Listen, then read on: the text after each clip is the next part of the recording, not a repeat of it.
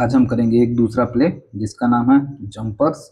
और इस प्ले को कंपोज किया है टॉम स्टॉपर्ड ने। तो आज का हमारा प्ले है जंपर्स, जिसे कंपोज किया है किसने? टॉम स्टॉपर्ड ने।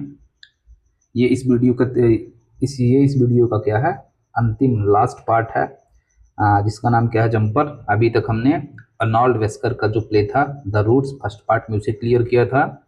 हैरोल्ड पिंटर का जो प्ले था द रूम, उसे कवर किया था। जो आर्डन का वार द बटलर सही से किया था। आज हम करेंगे टॉम स्टॉपर्ड का प्ले जंपर्स। तो और ये जो क्वेश्चन है ये एक पीवाईक्यू सीरीज का क्वेश्चन है, मतलब ये क्वेश्चन यूजीसी नेट 2014 में पूछा गया था।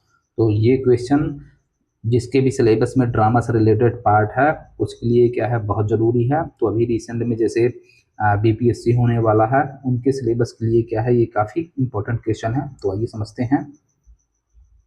ये है इसके फैक्चुअल टेस्ट, तो देख लेते हैं। ये है, ये है। तो ये है इसके क्या, रेफरेंस टेक्स्ट। तो अभी हम रेफरेंस टेक्स्ट पर बात नहीं करेंगे, क्योंकि जब तक स्टोरी हमारे ब्रेन में डिवेलप नहीं होगी तो ये चीज़ें कुछ समझ में ना आएंगी। तो सबसे पहले हम क्या करेंगे, स्टोरी को समझेंगे, जिससे कि सब चीज़ें क्या हो जाएं, ब्रेन में इम्प्लांट हो जाएं, जिससे हम क्या करें, सब चीज़ों को अच्छे से समझ जाएं।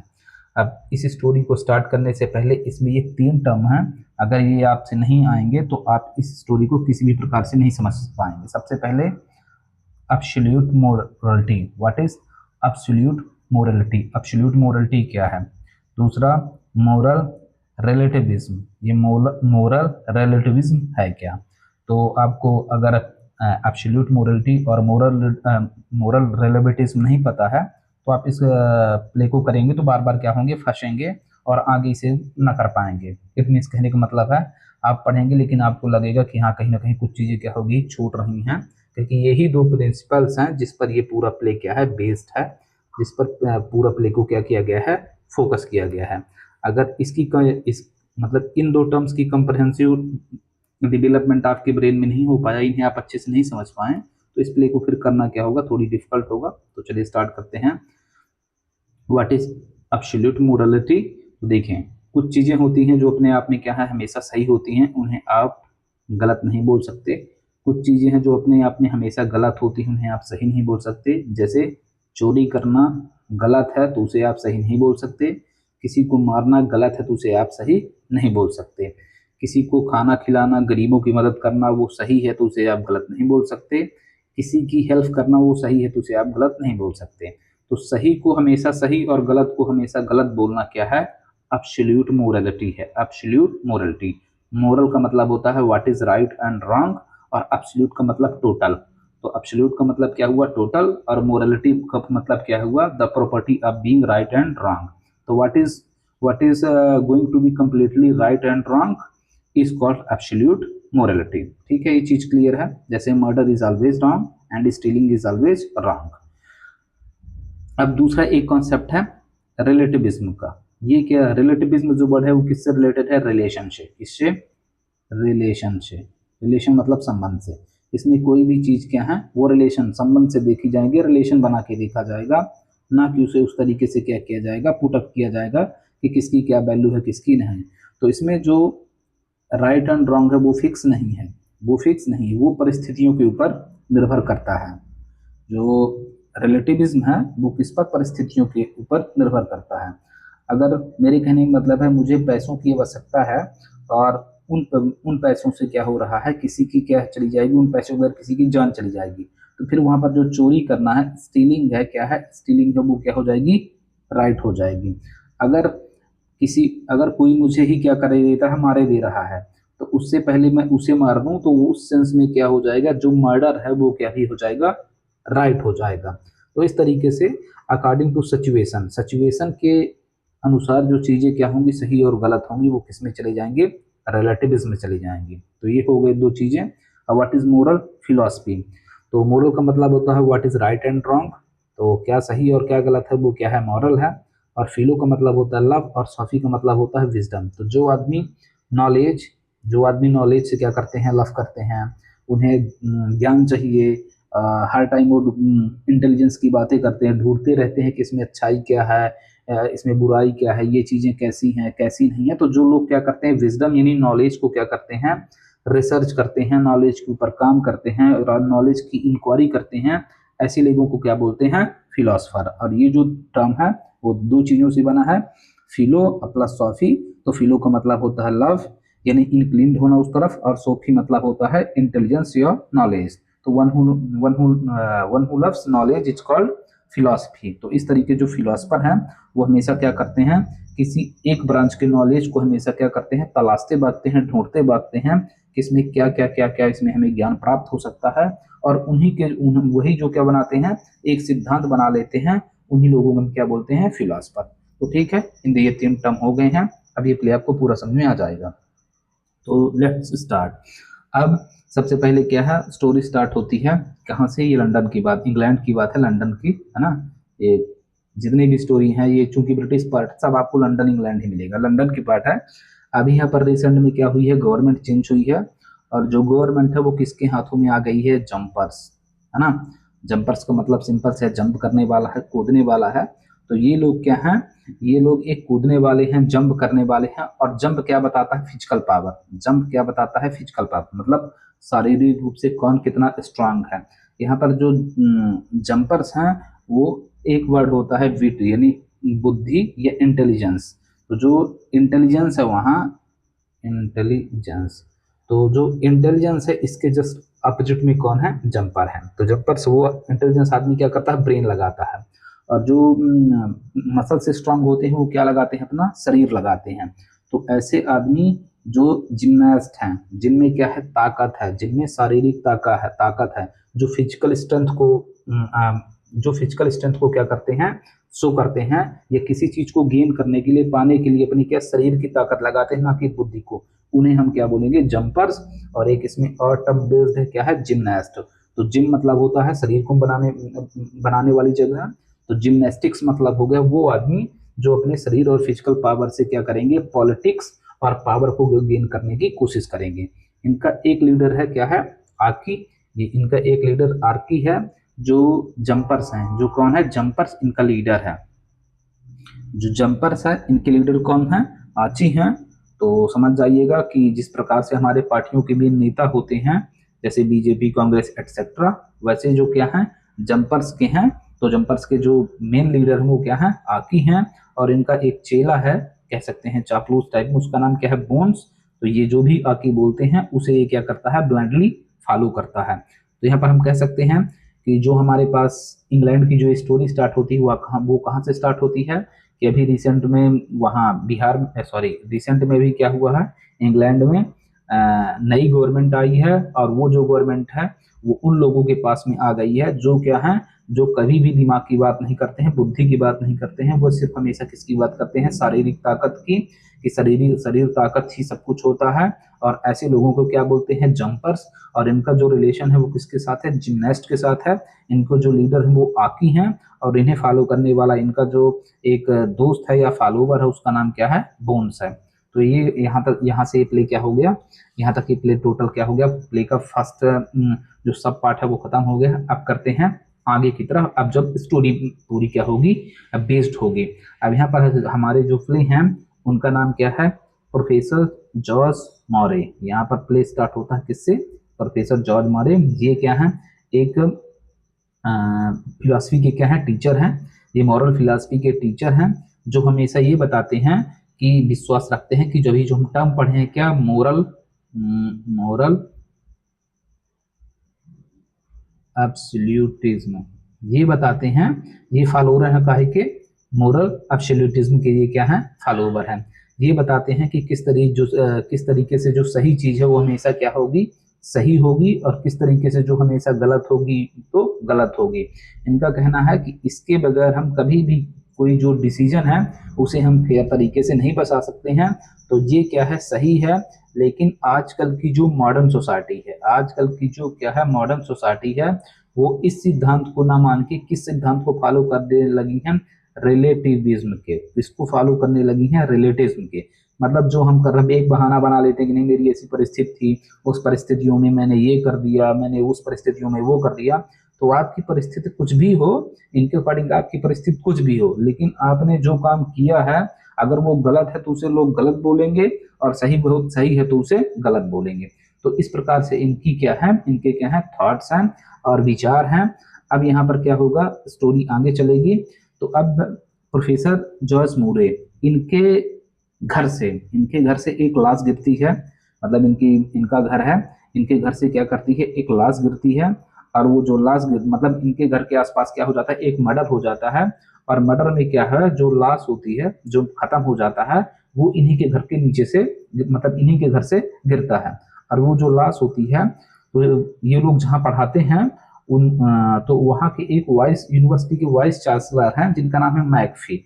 इनके एक दोस्त रहते हैं, उन दोस्त का नाम तो इस प्ले में नहीं बताया गया है, वो भी एक क्या है प्रोफेसर है, वो भी क्या है प्रोफेसर है। इनका क्या हो जाता है, मर्डर हो जाता है, इनका क्या हो जाता है, मर्डर हो जाता है। और इनकी जो लाश है तो किसके यहाँ मिलती है, इनके यहाँ मिलती है। अब जब पूरा शक है वो किसके ऊपर हो जाएगा, इनके ऊपर, क्योंकि ये क्या है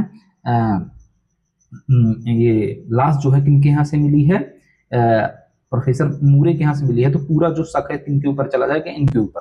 अब यहाँ पर इनकी मिसेज है जिनका नाम है क्या, डॉरथी मोरे। तो ये भी इस यहाँ पर करेक्टर है, ये क्या है, बहुत एक चुलबुली टाइप की रोमांटिक और इमोशनल वुमेन है ये। और ये प्रेजेंट टाइम में क्या है, अनस्टेबल और अपसेट टाइप में रहती हैं, मतलब इमोशनली ये अभी क्या है, अनस्टेबल हैं। और इस तरीके से सोचती हैं कि ये जो प्रोफेसर जॉर्ज मूरे हैं वो इन्हें क्या करते हैं, अब प्रेजेंट टाइम में लव नहीं करते, इन्हें ये प्रेजेंट टाइम में लव नहीं करते, और इन्हें ये अब उतना नहीं मानते हैं जितना पहले मानते थे। ये सब चीज़ को लेके ये क्या है, काफ़ी अपसेट रहती हैं।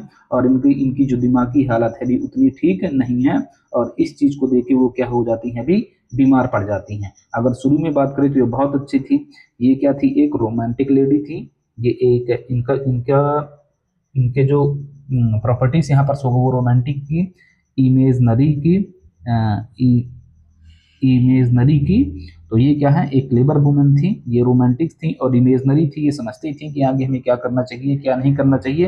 लेकिन प्रेजेंट टाइम में ये क्या है, अपसेट किनको लेके, प्रोफेसर जॉर्ज मूरे को लेके।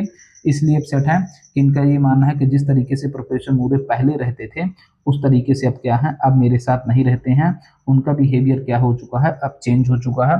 तो इस बात को लेके वो क्या है, अब काफ़ी परेशान है। तो अब लेके आगे चलते हैं। अब यहाँ से क्या, एक्ट 2 स्टार्ट होगा। अब इंस्पेक्टर आएंगे किनके यहाँ, इनके यहाँ। तो अब इस एक्ट में क्या है, इंस्पेक्टर आते हैं प्रोफेसर जॉर्ज के यहाँ, और पूरी मर्डर की इंक्वायरी होती है।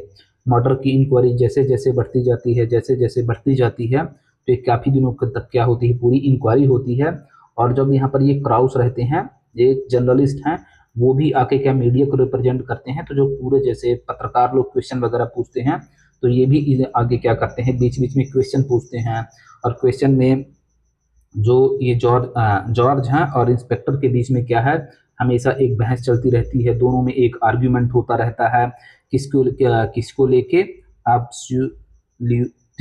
एब्सोल्यूटिज्म और रिलेटिविज्म को लेके। इन दोनों में क्या होता है, हमेशा आर्ग्यूमेंट चलता रहता है। और बीच बीच में ये आके क्या करते हैं कि पूछते हैं कि अभी मर्डर कहाँ तक पहुंचा, बात क्या हुई क्या नहीं हुई, कैसे क्या हुआ क्या नहीं हुआ। तो इस तरीके से ये क्या करते हैं, ये आके बीच में इन चीज़ों को क्या करते हैं, जानने की कोशिश करते हैं।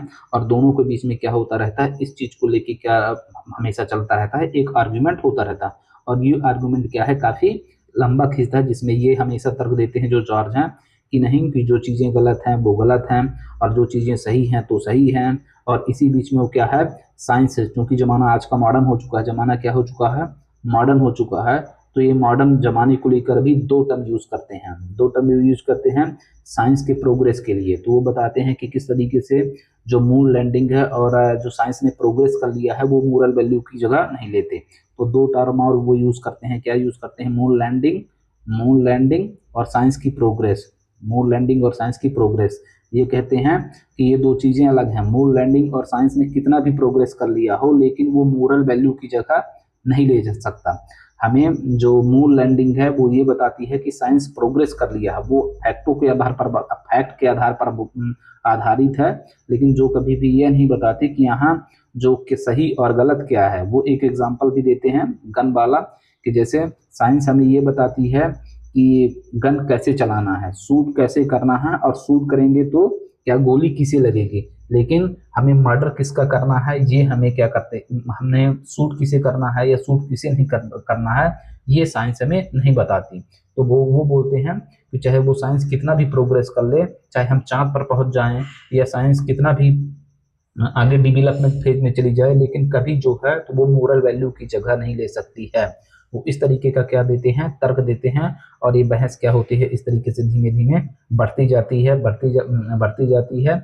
इसी बीच में जो जंपर्स लोग रहते हैं, जो ये आर्की और बोन का ग्रुप है, ये भी क्या है वहाँ इंग्लैंड में अपने पावर को क्या करते हैं, ये लोग शो ऑफ करते हैं, और शो ऑफ में बार बार ये रिप्रेजेंट करते हैं कि हम लोग क्या है, फिजिकल पावर हैं, मतलब हम लोग हमारे पास सत्ता है, हमारे पास फिजिकल स्ट्रेंथ है, हमारे पास पॉलिटिक्स है। और जो प्रोफेसर जॉर्ज हैं वो इनके क्या रहते हैं, एकदम ऑपोजिट रहते हैं। तो जो प्रोफेसर जॉर्ज हैं ये रिप्रेजेंट करेंगे किसी लॉजिक को, और ये लोग किसे रिप्रेजेंट करेंगे, फिजिकल स्ट्रेंथ को, और ये जो है तो किसे रिप्रेजेंट करेंगी, इमोशनल स्ट्रेंथ को। तो यहाँ पर थ्री टाइप्स के कॉन्सेप्ट और मतलब थ्री टाइप्स के रिप्रेजेंटेशन और हो जाएंगे, जिसमें पहले जो जॉर्ज हैं वो रिप्रेजेंट करेंगे किसे, इंटेलेक्चुअल बिट्स को, मतलब बुद्धि को, और आची और बोन हैं ये रिप्रेजेंट की किसे, फिजिकल स्ट्रेंथ के, और डोरोथी मूर हैं तो किसे रिप्रेजेंट करेंगी, इमोशनल इंटेलिजेंस को। तो इस तरीके से पूरा प्लेग में एक कन्फ्लिक्ट क्या रहता है, चलता रहता है। इन दोनों की जो आर्ग्यूमेंट इनसे होंगे, डोरोथी मोरे के आर्ग्यूमेंट क्या होंगे, इनसे होंगे, इंस्पेक्टर के आर्ग्यूमेंट क्या होंगे, इनसे होंगे, और ये पूरा प्ले इसी तरीके से क्या होगा, रिवॉल्व होगा। और लास्ट में जो मर्डर रहता है, मर्डर इसका किसी भी प्रकार का कोई भी इसकी मिस्ट्री जो है तो वो नहीं सुलझती है, और अंत में प्ले को इस तरीके से छोड़ दिया जाता है कि क्या बिना एब्सोल्यूट मोरल वैल्यू को सोसाइटी को जस्टिस देना संभव है। तो ये प्ले जो बेसिक था, एक क्वेश्चन मार्क लगाकर छोड़ दिया जाता है इस प्ले में कि क्या बिना एब्सोल्यूट मोरलिटी के सोसाइटी में जस्टिस संभव है। तो जस्टिस को लेके ये प्ले क्या होता है, छोड़ दिया जाता है कि अगर समाज में अगर एब्सोल्यूट मोरलिटी नहीं होगी, हम ये नहीं पता कर पाएंगे कि क्या चीज सही है और क्या चीज गलत है, तो क्या बगैर इसके हम ये पता कर पाएंगे कि जस्टिस किसको मिलना चाहिए, किसको नहीं मिलना चाहिए। कोई भी आदमी मर्डर कर देगा, कोई भी आदमी बैंक लूट लेगा, कोई आदमी किसी के साथ कुछ भी कर लेगा, और एक वो अपनी सिचुएशन की मनगढ़ंत कहानी बना के क्या करेगा, उसे अल्लाह के सामने पेश कर दिया जाएगा। तो क्या ये सही होगा या सही नहीं होगा। इस तरीके से ये प्ले इसको इस तरीके से क्वेश्चन मार्क लगा के छोड़ दिया जाता है, और प्ले क्या हो जाता है, खत्म हो जाता है। अब इसके देखेंगे हम फैक्चुअल डेटा को। तो सबसे पहले ये जो प्ले है ये किसके द्वारा कंपोज किया गया था, तो टॉम स्टॉपर्ट द्वारा, इसका ये प्रोनाउंसिएशन है स्टॉपर्ट, टॉम स्टॉपर्ट द्वारा ये प्ले कंपोज किया गया था। ये प्ले जो है तो इसे जुलाई 1972 में कंप्लीट कर लिया गया था। ये क्या है, फिलोसफिकल कॉमेडी और सटायर है। सटायर किस तरीके से है, ये सोसाइटी पर क्या है, बैन करता है कि आप कुछ भी करें, कितना भी सही करें, कितना भी गलत करें, लेकिन जो जैसा देखता है वैसे ही करेगा। स्पेशली वहाँ की जो ये जंपर्स हैं उन पर क्या है, एक सटायर है काहे का, इंटेलिजेंस और विट का। तो फिलोसफिकल है क्योंकि हमें ये ज्ञान देता है। ये टोटल 2 एक्ट में प्ले डिवाइड है। पहले एक्ट में क्या होता है, आर्ग्यूमेंट होते हैं और मर्डर हो जाता है, और दूसरे एक्ट में क्या होता है, इन्वेस्टिगेशन होती है। इसमें टोटल 7 कैरेक्टर हैं जिन्हें अभी हम मेंशन करके आए हैं। और ये जो सबसे पहले ये जो प्ले है वो 2 फरवरी 1972 को लंदन में क्या किया गया था, शो किया गया था, और उस प्लेस का नाम था क्या है, नेशनल थिएटर। तो जो 2 फरवरी 1972 में नेशनल थिएटर में इस प्ले को क्या किया गया था, सबसे पहले परफॉर्म किया गया था। अब यहाँ पर जो अभी 2 कॉन्सेप्ट यूज किए गए हैं, एब्सोल्यूटिज्म का, उसका मतलब क्या है, राइट एंड रॉन्ग है, जो हमेशा क्या होते हैं, फिक्स और यूनिवर्सल होते हैं। ऐसे हैं मोरल रिलेटिविज्म है, जिसका मतलब भी क्या है, राइट एंड रॉन्ग है, जो किस पर डिपेंड होंगे, सिचुएशन पर डिपेंड होंगे। कंट्राडिक्शन, जो बार बार कंट्राडिक्ट हो रहा है, वो किस पर हो रहा है, प्रोफेसर जॉर्ज का तर्क है कि जो एब्सोल्यूट पर बाकी के जो लोग हैं उन पर ये क्या करते हैं, ये मोरल एब्सोल्यूट और मोरल रिलेटिविज्म में क्या है, एक कंट्राडिक्शन आपको देखने को मिलेगा। द प्ले का क्वेश्चन है, डज द गॉड एग्जिस्ट, क्या गॉड एग्जिस्ट करते हैं, can morality survive without God, जो क्या मॉरलिटी है बिना बगैर भगवान के क्या संभव है, और क्या साइंस जो है तो रिलीजन की कभी जगह ले सकता है। तो ये जो क्वेश्चन है ये 3 तरीके से खुद अपने आप में क्वेश्चन करता है। डज गॉड एग्जिस्ट, क्या गॉड एग्जिस्ट करते हैं, और जो मोरलिटी है क्या बगैर गॉड के संभव है, और जो क्या साइंस है वो कभी रिलीजन की जगह ले सकता है कि नहीं। अब करेंगे इसके रेफरेंस टेक्स्ट, तो देखते हैं। ये हाँ, ये बताना आपको साइंस एंड मून लैंडिंग का भी एग्जांपल ये देते हैं, तो ये भी पेपर में के हिसाब से जरूरी है। तो जॉर्ज से ये ह्यूमन कैन, हाँ जो आदमी है वो मून पर पहुंच गए हैं, और साइंस जो क्या है काफ़ी एडवांस हो गई है। लेकिन साइंस डज नॉट टीच, ये हमें साइंस हमें ये नहीं सिखाता कि what is right and what is wrong, क्या सही और क्या गलत है। जो साइंस है हमें सिर्फ क्या देता है, फैक्ट देता है, ना कि मोरलिटी देता है। साइंस एक फैक्ट का खेल है, ये कभी हमें ये नहीं बताता कि क्या सही है क्या गलत है। साइंस कैन एक्सप्लेन, साइंस एक गन को इस तरीके से एक्सप्लेन कर सकता है, लेकिन ये नहीं बताया जाता कि जो फायरिंग करने वाला है उसका इरादा जो क्या है सही है कि क्या गलत है। तो इस तरीके से बेसिकली ये दो चीज़ें कहती हैं कि टेक्नोलॉजी ने हाँ प्रोग्रेस कर लिया है और सोसाइटी काफ़ी आगे चली गई है, लेकिन अगर कुछ सोसाइटी में कोई भी अगर मोरल वैल्यू नहीं होगी तो सोसाइटी क्या हो जाएगी, बहुत दूर चली जाएगी और छिन्न भिन्न हो जाएगी।